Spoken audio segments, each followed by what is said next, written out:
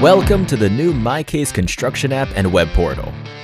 If you own a CASE machine, you have received an invitation to download the app from the App Store or Google Play Store. You may also access the web portal version at mycaseconstruction.com.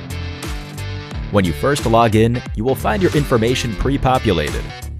Access the user area to adjust general settings, notification preferences, and check company details. Click the three dots to edit personal information, request a password change, log out, or delete your account.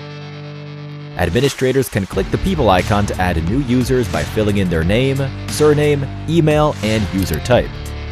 Each user type has different access levels and visibility.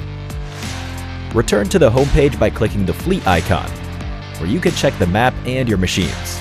You can filter specific units or use the top quick actions to identify machines in need and manage your fleet from the left-hand sections. Access notifications by clicking the appropriate icon. Switch between machine and job site views, or between map and list views as needed.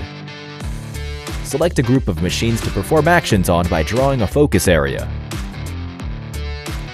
Learn more about each map icon by clicking on the question mark icon and zoom in or out as needed.